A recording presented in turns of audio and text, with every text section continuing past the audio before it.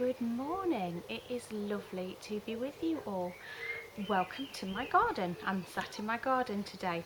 It's been a beautiful day and I hope you have enjoyed the weather.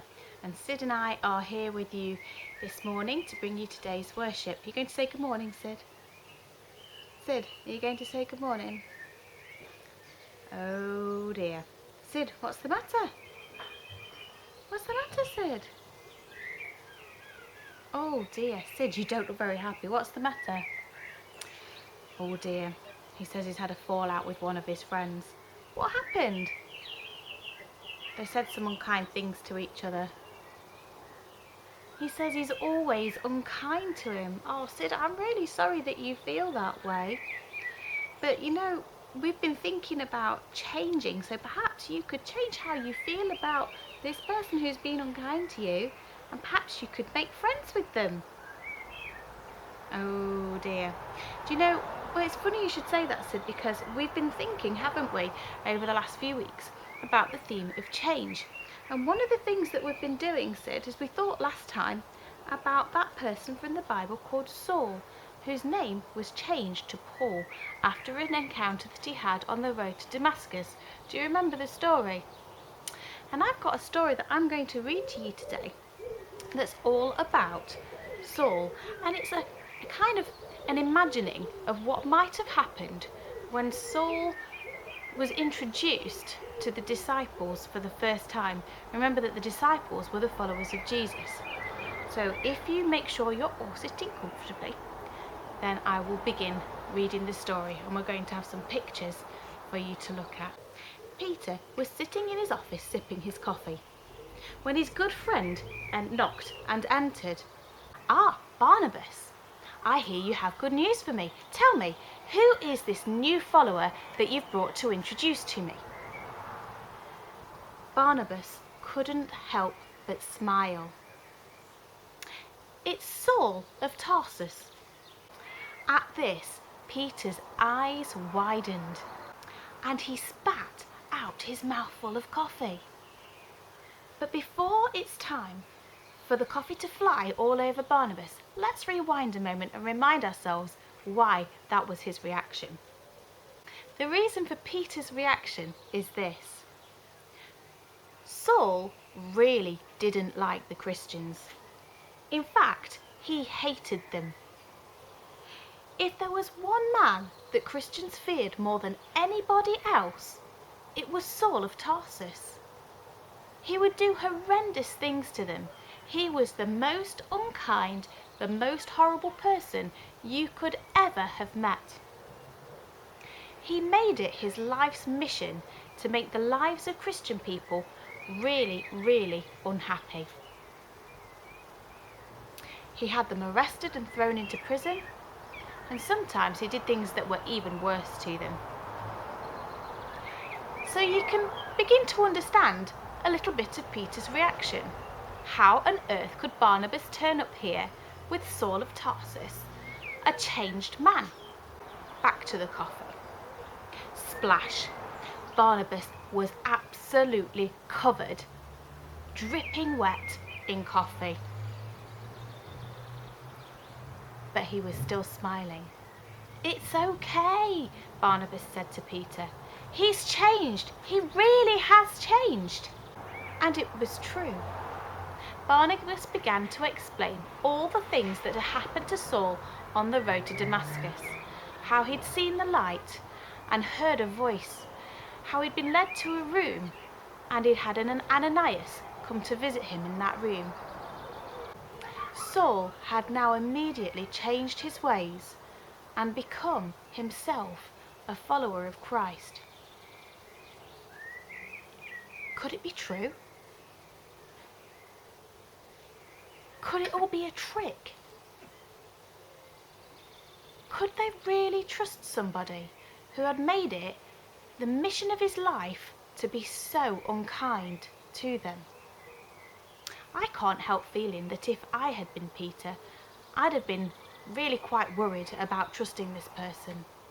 I think I would have felt really unsure about trusting him. Perhaps I would have watched how he behaved over the first few weeks and then started to trust him a little bit more and a little bit more. But Peter didn't.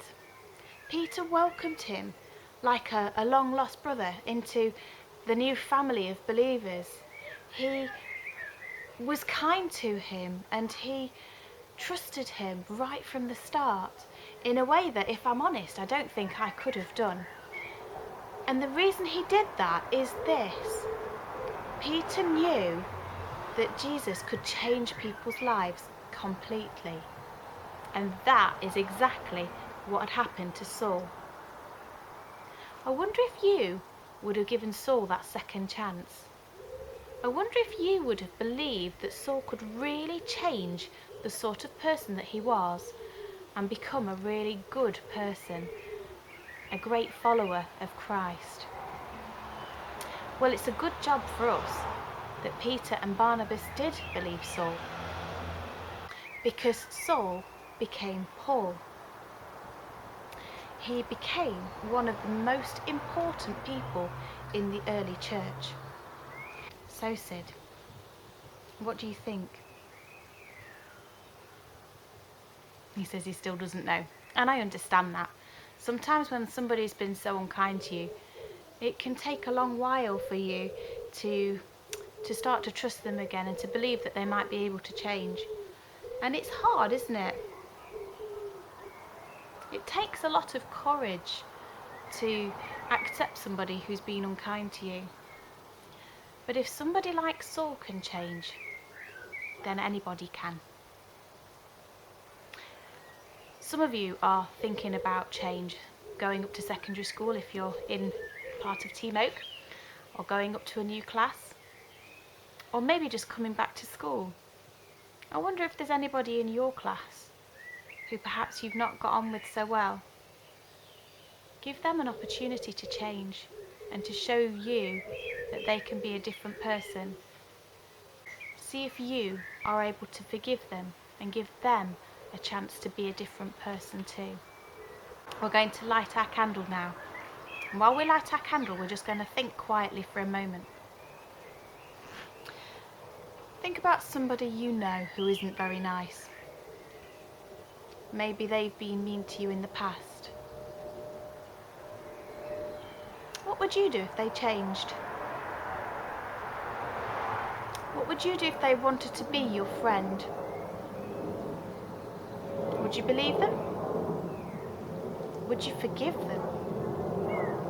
People can change for the better. The question is, are you willing to allow them to be that better person? Let's put our hands together, and if you'd like to make the prayer your own, you just need to add an amen at the end. Dear Lord, thank you that whatever we have done, you always see the good in us.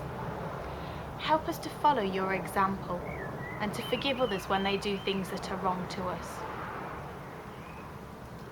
Help us to change our attitudes towards other people and give people a second chance. Amen. So, Sid, that is your challenge. Your challenge this week, and perhaps I'll remember and ask you next week, is to see if you can be a good friend to that person that you've fallen out with, even if they've not been a very good friend to you. What do you think? Can you do it? He says he's not very sure. I wonder if he'll manage to do it. Will you try? He's not sure, is he? Go on, have a try. Well done, Sid. Perhaps it's not somebody at school that you find difficult to get on with. Perhaps it's somebody else. See if you can give them a chance to be different and see if you can forgive them. Life is so much better when we all get on well together. So see if you can help that person that you perhaps don't get on with so well to be that better person. Perhaps make the first move by saying sorry for things that you may have done to upset them. Or perhaps send a note to say that you like them, or that you'd like to be a friend, or you'd like to get on better with them. Let's make our community a happier place to be. Right, Sid and I will see you next time for another worship. Have a great day, everybody, and we will see you soon.